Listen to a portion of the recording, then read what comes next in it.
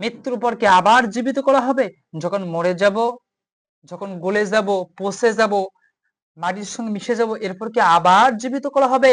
যারা এরকম বলে, যাদের বিশ্বাস হলো এরকম, তারা কুফরি করে। আর আল্লাহ সুবহানাহু ওয়া তাআলা বলতেছেন, যারা কুফরি করে ওদের গলায় থাকবে শিকল, আর ওরা হবে আগুনের অধিবাসী, সেখানে তারা স্থায়ী হবে, চিরকাল থাকবে। নাউজুবিল্লাহ। তা আল্লাহ সুবহানাহু ওয়া তাআলা 13 নম্বর সূরা 5 নম্বর আয়াতে যারা রবের নিদর্শনকে মৃত্যুর পর জীবিত করা হবে অস্বীকার করে, আল্লাহ সুবহানাহু ওয়া তাআলা বলতেছেন, ওয়াইন তাজা ফাজাবুম কওলুহুম আইদা কুন্না তুরাবান আইন্না লাফি খালকিন জাদিদ।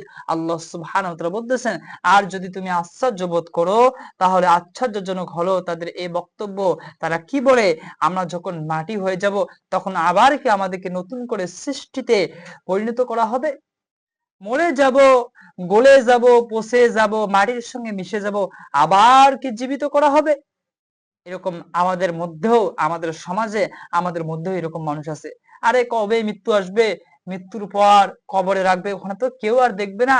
ভালো মন্দ যাই হোক না কেন, কেউ তো আর দেখবে না। কবে কিয়ামত হবে, কবে হিসাব হবে, কবে বিচার হবে, তারপর জান্নাত অথবা জাহান্নাম, এটা অনেক পরের দূরের কথা। এখন দুনিয়াতে খাও দাও ফুর্তি করো, দুনিয়াটা ঘুরে দেখো। এই দুনিয়ার এত সুখ, এত কিছু ভোগ বিলাসিতা, এগুলোকে আমরা ত্যাগ করব?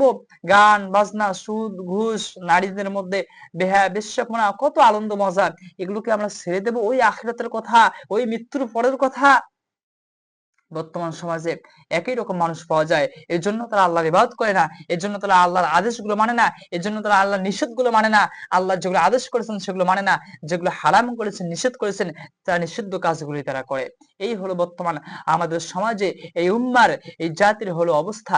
যেহেতু তারা কি করে, মৃত্যুর পর জীবনকে অস্বীকার করে, হয়তো সরাসরি বলে না, কিন্তু দেখা যায় তাদের আমলে, তাদের কাজকর্মে আখিরাতকে তারা অবিশ্বাসই বুঝায়। তা আল্লাহ সুবহানাহু ওয়া তাআলা তাদের ব্যাপারেই বলতেছেন, যারা কি বলে, আইদা কুন্না তুরাবান আইন্না লাফি খালাকিন জাদিদ, মৃত্যুর পরে আবার কি নতুন করে আমাদেরকে সৃষ্টি করা হবে?